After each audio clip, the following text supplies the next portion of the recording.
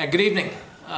Today's budget rollout day. It's Tuesday. We've just released the Republican budget, our 10-year plan for how to get this country back on track. And I know so many of you have been waiting for, where's the beef? Where are those big things that we elected this Republican majority to do? Now, you know we've already passed an Obamacare repeal here in the House. We've already begun spending cuts with H.R. 1 here in the House. We've already started to move through the appropriations process for next year here in the House. But the real money is here in this budget. And I want to tell you a little bit about what we did because it's just so important. Let me start with telling you why we did it. I want you to take a look at this chart. I'm going to try to bring up a couple of different charts to graphically demonstrate our challenges. But the black line is our historical level of debt in this country as a percentage of our economy. And that's what economists look at. That's what bond traders look at. That's what the international markets look at when they try to determine a country's fiscal health.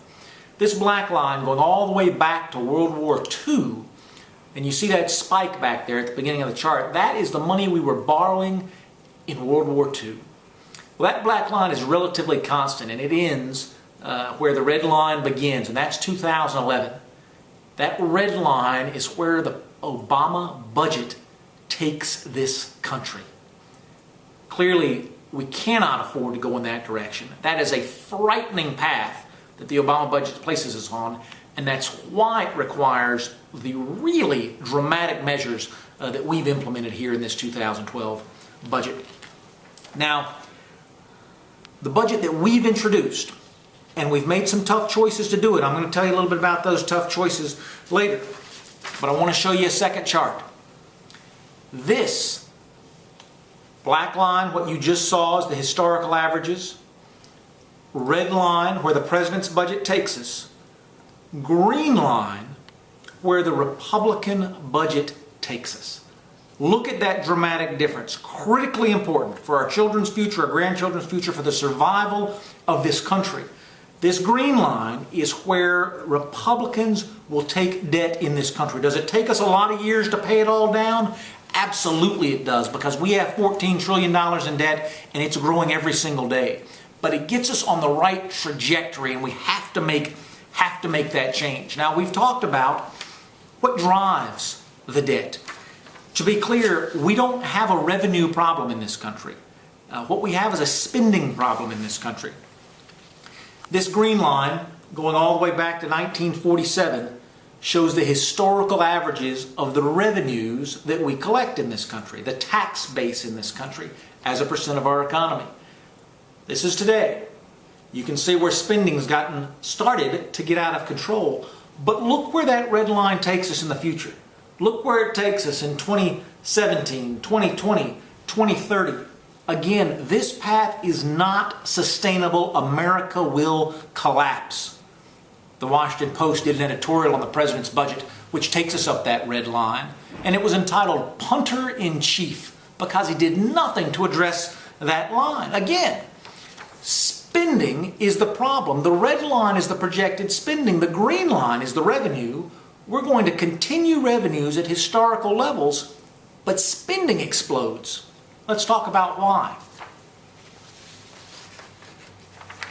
This chart shows a few components of spending. The blue line at the bottom is Social Security. Here we are today in 2011. As you can see, Social Security as a percentage of our economy stays relatively flat. That's not the driver of the national debt. Here's Medicaid and other healthcare spending programs. Now, as you can see from today, they do rise dramatically as a percentage, but still not the major driver, though we take steps to reform Medicaid in this budget. Medicare. Medicare is the driver not only of federal debt, but of healthcare spending costs across the board. And so our challenge has been, how do we preserve that healthcare safety net while reining in federal spending and preserving our economy for another generation? The challenge is this. Just show you this last chart. The federal deficit versus a surplus. This black line, again, the historical average of where we are with annual federal deficits. This red line represents the annual deficits that are going to increase. The down is bad in this case for the Obama administration. 10% deficit, 20% deficit, 40% deficit as a percent of GDP each and every year. This green line represents the Republican budget alternative, which brings us back and begins to pay down our federal debt. What you've just seen is the layout of what the problem was. To see what the solutions are, click on part 2 of this video. Thanks so much.